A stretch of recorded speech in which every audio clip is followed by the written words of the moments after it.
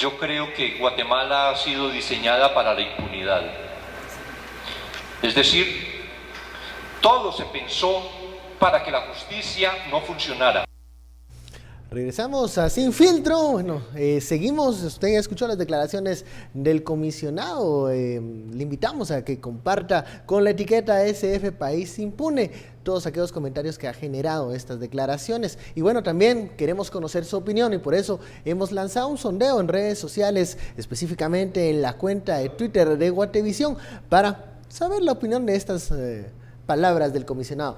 La pregunta es: Iván Velázquez asegura que en Guatemala existe un 97% de impunidad. Esto es, un 67% dice, cierto. Un 20% más abajo cree que eso es una exageración. Y un 13% cree que hay más impunidad que ese 97%, o sea, llegamos al 100%.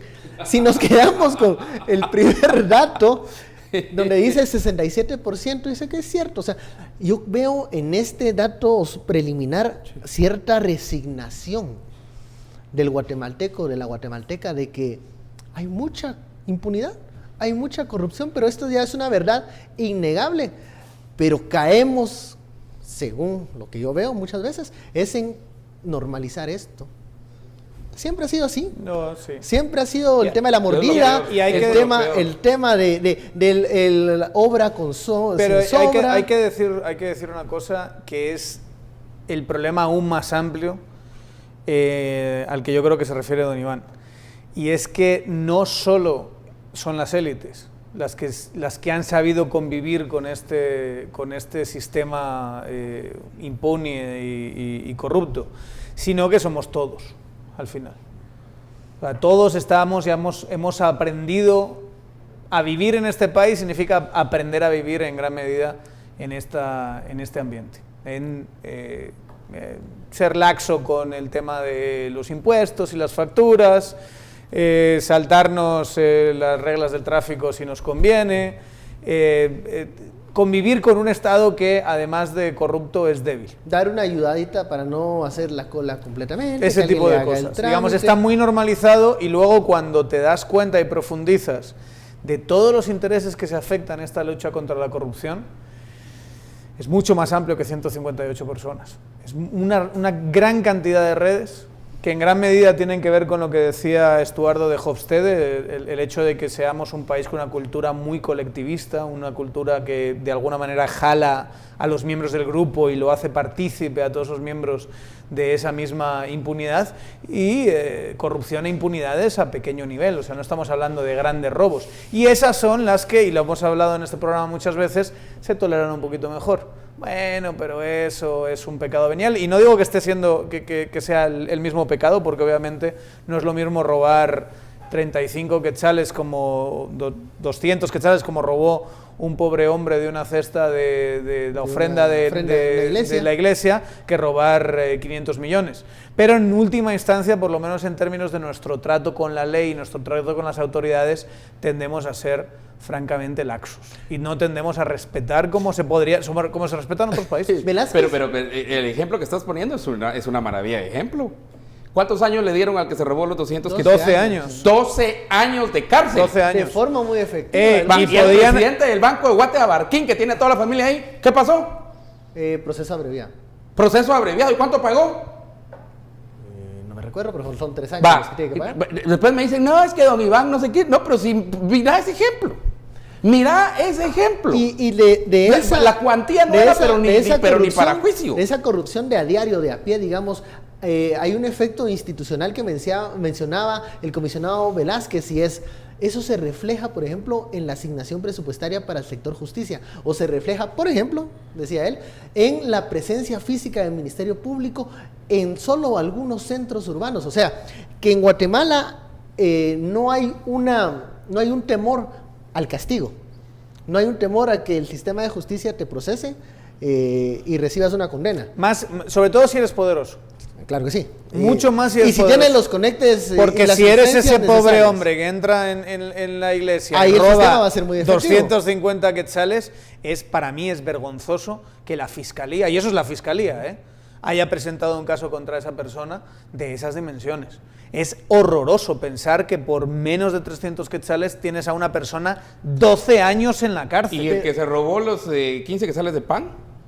Claro.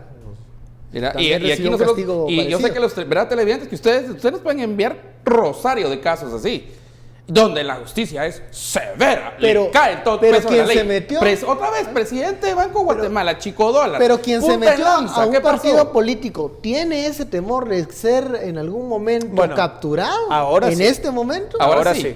Ahora sí. Ahora sí. O sea, vamos a ver. Sí ha pasado de ser cero problema si eras diputado Cero costo. a si ahora siendo, pero en porcentaje, siendo diputado, es una de las profesiones de mayor alto riesgo de ser encarcelado ahora mismo. Si lo pensamos en términos proporcionales, ha pasado de ser cero a ser seguramente la profesión donde hay más posibilidades de que te... Por lo menos de que arriba te- del 50% de posibilidades, No, lo cual tú ya tienes- debería asustar. Tú ¿verdad? tienes ¿cuántos exdiputados ya están procesados? ¿Cuántos diputados están en proceso? Es una Pero- barbaridad. Es que con que haya sido uno ya la tasa sube a límites insospechados. Mira, creo que Carlos Alberto Montaner lo dijo muy bien, y no solo para Guatemala, sino para toda Latinoamérica, en un libro, en un ensayo magnífico que se llama Las élites. Y tiene que ver también cómo las élites, y él se refiere a las élites religiosas, académicas, también a las élites financieras, a las élites pues, empresarias, a las élites políticas, a las élites militares, de cómo hemos fracasado en América Latina. Las élites han fracasado en América Latina. Hofstede casi que complementa eso en un indicador que se llama el indicador de distancia de poder, en el cual hay muy poquita, la democracia en estos niveles es tan, digamos, es tan proceso de votación que hay un poquitillo de gente arriba con mucho poder y un montón de gente abajo, entonces es muy vertical. Sí, vertical. Versus, por ejemplo, Dinamarca o aún España o otros países, Nueva Zelanda, en el cual cuando miras, el poder Sí. está Hofstede en esa medición se refiere a la jerarquía de toma de entonces decisiones. la jerarquía la hemos aceptado. Y cuando aceptamos la jerarquía y el fracaso de las élites, aceptamos entonces también la corrupción de las Y es élites. que hay que Y ese es decirlo, nuestro este, error. Cuando este rechazamos país, la este corrupción, país es error. muy autoritario. Esto es un país muy autoritario y a eso se refiere Hofstede con la distancia de poder. Al final, el que está aquí es una especie de señor feudal que protege al que está abajo y que es gracias a él que se puede dar precisamente esa protección. Y lo ves clarísimamente cuando estás hablando de impunidad. O sea, tú tienes un derecho administrativo, unos procedimientos que si alguien de abajo no los cumple, le cae la Contraloría, le cae todo el peso de la ley. En cambio, los poderosos, o sea, Rosana Valdetti era una apisonadora. Daba igual los procedimientos con ella, como tenía el poder político, hacía cumplir absolutamente todo. Y pongo a Rosana Valdetti como un ejemplo reciente y especialmente significativo, pero sinceramente ha pasado constantemente en el ámbito político guatemalteco. Toda la gente que acudía en aquellas manifestaciones a la plaza en el 2015 manifestaba un rechazo explícito en contra de la corrupción y la impunidad. Mi pregunta es, esa gente que llegó en su momento a manifestar de diferentes ideologías, diferentes sectores, ¿realmente serán el cambio en esta mentalidad si estamos hablando de una normalización de muchos actos de corrupción e incluso de resignarnos a que hay funcionarios que hagan obras, aunque roben poco, está bien, o sea, o le damos el voto de confianza a cualquier nuevo personaje que se tira a la política con el anuncio, con la promesa de que no va a hacer nada? Tenemos para 2019 un criterio más formado en cuanto a qué funcionarios vamos a elegir. Yo creo que tenemos claramente una indignación y esa indignación tiene una fuerza importante. Pero la indignación muchas veces no lleva a una dirección. Se está viendo una situación muy interesante y es, en gran medida, buena parte de la estrategia de los que quieren proteger al sistema, que son varios en el Congreso y que ya hemos hablado aquí ampliamente de las iniciativas que han presentado. En gran medida casi todo lo que están haciendo se les ha vuelto hacia atrás. Ha sido muy interesante, muy curioso ver cómo un poquito de luces y salen huyendo todos de una manera espectacular. Entonces tampoco hay cohesión del otro bando. Lo que estás preguntando es si tenemos una forma de sustituir eso. Y yo diría que todavía no, pero y ahí es donde está la gran oportunidad, no solo tenemos que sustituir élites, porque solo sustituyendo élites puedes acabar en el mismo sistema, en exactamente el mismo sistema. Lo que tenemos que hacer es intentar, por lo menos intentar encontrar un sustituto a la corrupción.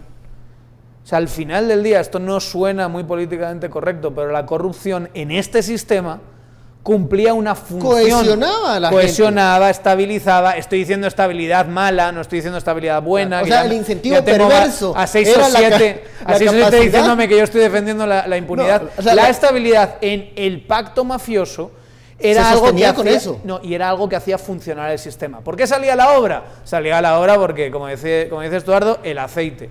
¿Por qué salía el contrato? Salía el contrato porque había aceite. Tenemos que empezar a pensar, y esto es muy importante, no solo nos podemos quedar aquí, no solo podemos quedarnos con el enfoque punitivo, no solo podemos quedarnos con el mazo de CICIG, no solo podemos quedarnos con la persecución fiscal de FOPA. Todo eso es útil, todo eso es bueno, todo eso es necesario.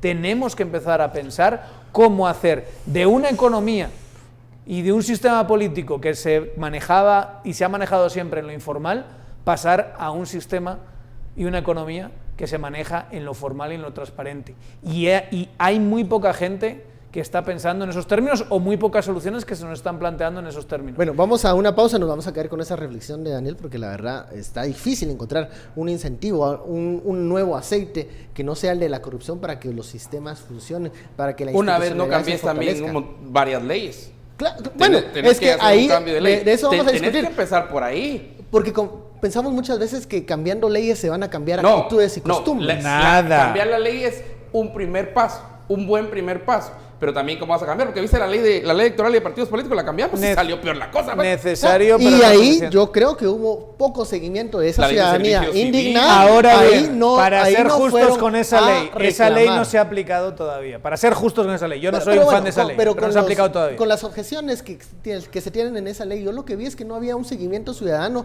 tan de cerca como en su momento sí existió cuando la gente acudía a la plaza y pedía elecciones o mejores candidatos. Entonces el problema es llamar a Tuzas. Vamos, pero eso vamos a hablar. Estoy diciendo que vamos a cortar. Es que es él el que se extiende, no somos nosotros. No, está haciendo él. Ahora sí. Al corte.